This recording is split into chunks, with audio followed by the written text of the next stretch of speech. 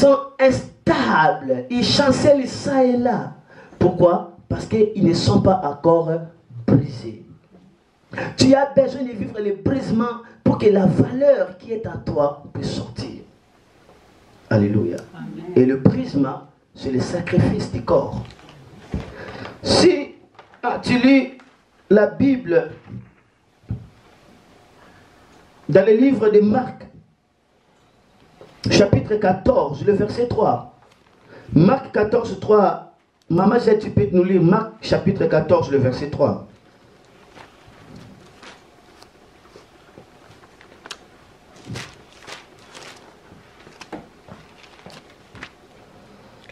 Marc chapitre 14, verset 3, un peu rapide s'il te plaît.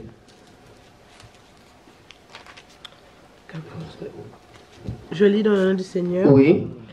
Jésus est à Béthanie, dans la maison de Simon, le lépreux. Il est en train de manger. Une femme arrive avec un très beau vase plein de parfums. Oui. Très cher. Hein, très cher. Fait avec du nard. Fait avec du nard. Pur. Elle casse le vase. Écoutez, Jésus est dans une maison de Simon en train de manger. La Bible dit, une femme vient avec un vase de parfum très beau, très cher. Est-ce que tu écoutes? Oui. Elle entre avec ce vase. Qu'est-ce que cette femme a fait? Elle a cassé. Elle a cassé ce vase. Maintenant, le verset 9. Je vous le dis, c'est la vérité. Partout où on annoncera la bonne nouvelle dans le monde entier, on racontera ce que cette femme vient de faire et on se souviendra d'elle. On se souviendra d'elle. L'action que cette femme avait faite, c'était la révélation d'un corps brisé pour le Seigneur. David dit dans Psaume 51, Dieu ne se dédaigne pas d'un cœur brisé. Et dans Ésaïe 53, la Bible dit, il a plu au Seigneur de le briser. C'est-à-dire, il a plu au Seigneur, c'est-à-dire, ça a donné au Seigneur la joie de briser Jésus. Amen. Et puisque Jésus était brisé, il était glorifié. Son nom est élevé au-dessus de tous les noms. Sans le brisement, il n'allait pas sauver. Sans le brisement, il n'allait pas accomplir la volonté de Dieu. Alléluia. Amen. Cette femme est entrée avec le vase plein du parfum de nard, le parfum le plus cher, très cher. Pendant que la femme entrait dans ce vase, personne n'a connu que cette femme avait le vase de parfum de nard. Personne. Elle est allée là où se trouvait Jésus. Personne ne connaissait ce qu'elle avait. Mais la Bible dit, elle casse. Il faut bien suivre la parole de Dieu. La Bible dit, elle casse. Imaginez les vases. Tu casses ça. La Bible n'a pas dit, il ouvre, mais elle casse. Amen. Dans d'autres versions, lui, c'est quand on dit, elle brisa les vases. Dans ma version, on dit, elle rompit les vases. Ma soeur, mon frère, nous avons besoin d'être brisés. Nous avons besoin d'être cassés. Nous avons besoin d'être rompus pour que Dieu puisse nous reconstituer, pour qu'une valeur qui est cachée en nous se manifeste. Lorsque la femme a brisé le parfum, tous ceux qui étaient dans la maison ont senti l'odeur de ce parfum et ils ont compris la valeur de ce parfum. Ils ont dit, ça c'est le parfum des nard, le parfum le plus cher. Ils ont compris ça, pourquoi? Parce que la femme a brisé le parfum. Ta valeur sera manifestée dès que tu vas accepter d'être brisé par Dieu. Si tu es brisé, c'est alors que des choses que Dieu a mis à toi ça se révélera et ça se manifestera. Combien de fois nous ne sommes pas flexibles au Seigneur? Combien de fois nous ne voulons pas être brisés par le Seigneur? Le Seigneur peut nous recommander de faire quelque chose, mais nous résistons. Le Seigneur peut nous dire peut-être de gêner, mais nous résistons. Il peut nous dire peut-être aujourd'hui, ne salue personne, mais toi tu ne respectes pas. Aujourd'hui, je ne veux pas que tu manges, je veux que tu lises, je veux faire que tu fasses ceci, cela. Et nous résistons.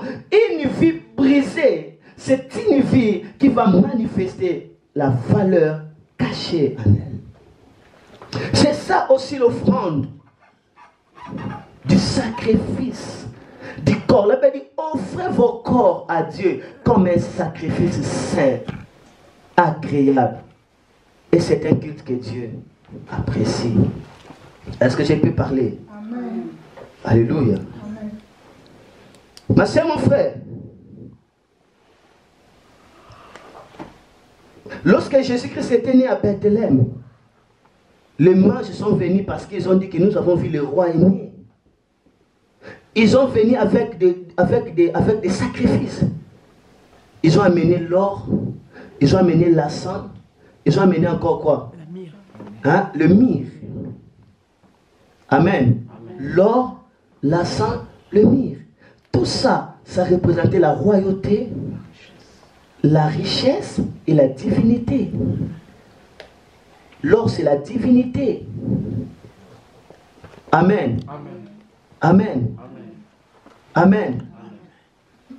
Et ma soeur, mon frère, il faut retenir que tu as reçu Jésus-Christ comme roi. Tu l'as reçu comme Seigneur et Sauveur de ta vie. Alléluia. Amen. Tu dois l'offrir aussi ton corps comme un sacrifice agréable pour lui. Pour toute ta vie, tu dois vivre pour lui. Alléluia. De même, notre vie, le Seigneur est venu comme roi. Nous devons l'adorer avec l'offrande du sacrifice du corps. C'est-à-dire l'attitude de consécration pour lui et pour son œuvre. C'est pourquoi la Bible dit dans 1 Corinthiens chapitre 6, le verset 13. 1 Corinthiens chapitre 6, verset 13. Est-ce que tu peux lire ça? Alléluia. Nous devons comprendre que notre vie doit être tous les jours pour le Seigneur comme un sacrifice pour lui. Alléluia. Et ça sera une vie d'adoration, une vie parfumée pour lui. Alléluia. Amen. 1 Corinthiens 6, 13. Qu'est-ce que dit la Bible? Vous dites aussi, la nourriture est pour le ventre et le ventre pour la nourriture. Ah. Oui, mais Dieu détruira la nourriture et le ventre. Oui. D'autre part, on ne peut pas faire n'importe quoi avec son corps. Oui. Le corps est pour le Seigneur et le Seigneur est pour le corps. Écoutez, on ne peut pas faire n'importe quoi pour le corps. Pourquoi? Parce que le corps est pour le Seigneur. Le Seigneur est pour le corps. C'est-à-dire que notre Dieu ne regarde pas le corps, Dieu regarde le cœur. Faux et archi faux. On ne peut pas faire n'importe quoi pour le corps. Pourquoi? Parce que le corps est pour le Seigneur est pour le corps. Depuis le jour où tu l'as reçu comme roi, tu dois l'offrir ton corps comme un sacrifice. Parce que ton corps est pour lui, lui est pour ton corps. Tu dois vivre comme un parfum pour lui. C'est pourquoi dans le même chapitre, le verset 19, qu'est dit la Bible? Vous le savez, votre corps est le temple de l'Esprit Saint. Oui. Cet esprit est en vous et Dieu vous l'a donné. Vous ne vous appartenez pas à vous-même. Oui. Amen. Amen.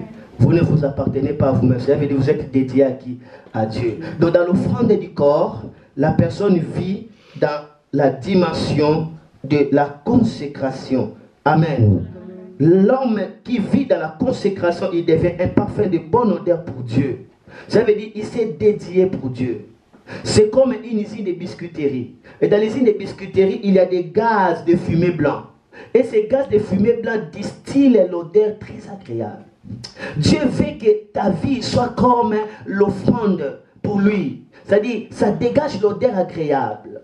Que tu sois pour lui, que tu vives pour lui. C'est ça la dimension de la consécration. C'est ça le sacrifice du corps. Alléluia. Et dans cette dimension, la personne peut se priver d'autres choses lui-même. Ils peuvent dire que non, moi je me prive de se maquiller. Je me prive de porter des bijoux. Je me prive de porter de l'or. Moi, j'ai décidé de porter des voiles. Amen. Moi, j'ai décidé de ne pas boire de vin.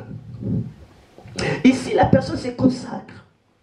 Il se prive des cigarettes. Pourquoi? Parce que son corps est pour le Seigneur. Ici, on vit pour Dieu. C'est la raison pour laquelle dans la Bible, il y a des gens qui vivaient la consécration comme Samson. On dit à cause de sa vie, sa mère ne va pas boire de vin. Parce que l'enfant est consacré pour lui. Et même cet enfant, en grandissant, il ne va pas toucher de l'alcool.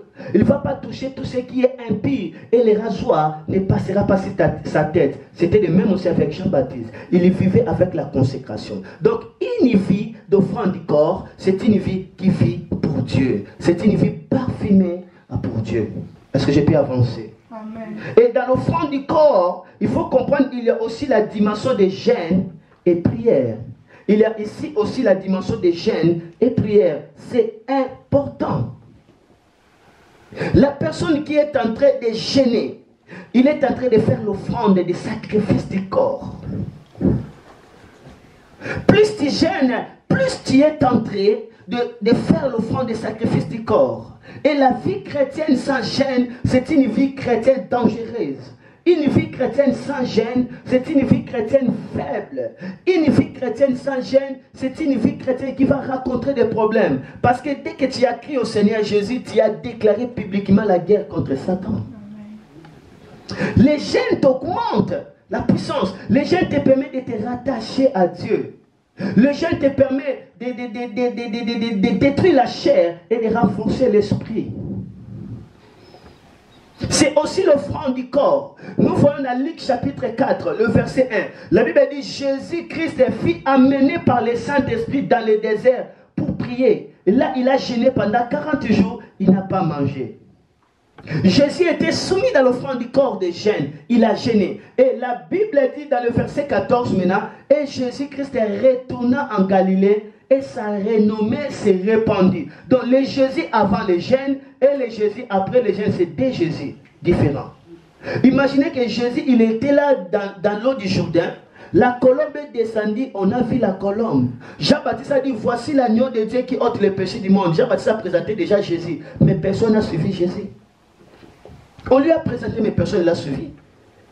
Mais lorsque Jésus-Christ est allé dans le désert, il retourna, la Bible dit, il retourna en Galilée. Ça veut dire qu'il était en Galilée, mais sans renommée, sans impact. Mais lorsqu'il retourna après le feu de jeûne et prière, la Bible dit, les gens commencent à parler de lui partout dans la ville. Et sa renommée s'est répandue. Il fut revêtu de quoi? De la puissance du Saint-Esprit. Combien le jeûne est très important. Combien dans la Bible nous voyons beaucoup de décisions ont été changées parce que la personne s'humilia dans des jeûnes et prières. Nous voyons la ville de Ninive. Amen. Où Dieu a décidé de tuer tout le monde à Ninive. Mais lorsque Jonas a publié ses décisions, les rois étaient touchés, il ordonna à toute la ville de jeûner. C'était déjà païen. Ils ont jeûné et même leurs animaux ont jeûné. Même ceux qui étaient à la mamelle, les bébés ont jeûné. Même des bébés n'ont pas allaité, n'ont pas tété. Et la Bible dit Dieu a changé la décision. Et Jonas était en colère. Parce que Dieu n'a pas détruit Ninive. C'est mon frère, il a la puissance dans les gènes. Ça fait partie du sacrifice du corps. Si je te parle d'Esther, Esther a changé la décision de la mort. Il a renversé le pouvoir. Le royaume de Haman était écroulé. Son peuple était devenu glorieux. Pourquoi? Parce qu'ils étaient humiliés dans des jeûnes et quoi? Et prières. Le jeûne et prière rend l'homme un bois sec pour manifester la gloire de Dieu. Plus tu jeûnes, plus tu seras comme un bois sec pour Dieu. Parce que si tu lis la Bible dans le livre des Proverbes chapitre 26, verset 20, lis ça rapidement. Proverbes chapitre 26, le verset 20, qu'est-ce que dit la Bible? Ma soeur, mon frère, plus nous jeûnons, plus nous prendrons un corps combustible à la manifestation de la gloire de Dieu. Le jeûne nous rend disponible, le jeûne nous rend combustible, le jeûne nous rend inflammable. Proverbe 26, 20, qu'est-ce que dit la Bible? Je lis dans le nom du Seigneur. Oui. Quand il n'y a plus de bois, Oui. le feu s'éteint. Quand il n'y a plus de bois, le feu s'éteint. Tu peux se limiter là. Quand il n'y a plus de bois, le feu s'éteint. Lorsque le bois n'est pas là, le feu va s'éteindre. Lorsque tu cesses de gêner, le feu s'éteint. Amen.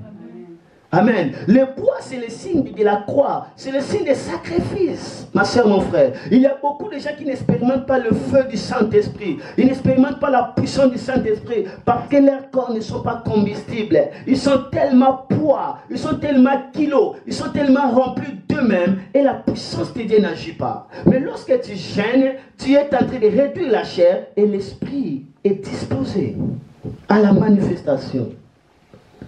Ma soeur, mon frère, le jeûne et prière te rendra un poids sec pour la manifestation de la gloire de Dieu. Le jeûne et prière te restaure parfaitement. Tu as besoin de renouveler ta force. Tu as besoin de te restaurer. La Bible dit, les justes, ils se renouvellent comme de l'aigle. Ils se renouvellent comme de l'aigle. Le jeûne va te renouveler. C'est comme l'aigle. L'aigle arrive dans un moment où il commence à atteindre la vieillesse.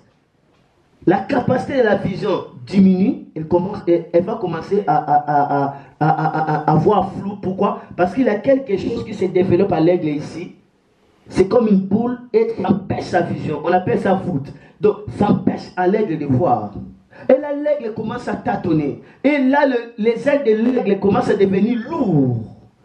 Lourd. Et l'aigle n'arrive pas à voler parce que ses ailes deviennent lourdes et l'aigle commence à vieillir. Qu'est-ce que l'aigle va faire? L'aigle va faire l'effort de monter sur la montagne. Et là, il va localiser les rochers, va chercher les rochers. Lorsqu'il va trouver les rochers, l'aigle va faire quoi? Il va commencer à se jeter sur les rochers. Il se jette sur les rochers. Il se jette sur les rochers. Et plus il se jette sur les rochers, l'aigle commence à se dépouiller de ses plumes. Tous ses plumes vont tomber. Ses ailes vont tomber. Et là, l'aigle devient nu. Et tout son corps rempli de sang. Ses voûtes tombent. Il devient faible. Son corps est rempli de sang. Pourquoi? Parce qu'il s'est cogné. Il s'est blessé. Il s'est entretenu par les pierres pour enlever toutes les poils. Et là, il va passer des temps et des temps étant nu. Le sang coule, exposé dans le soleil.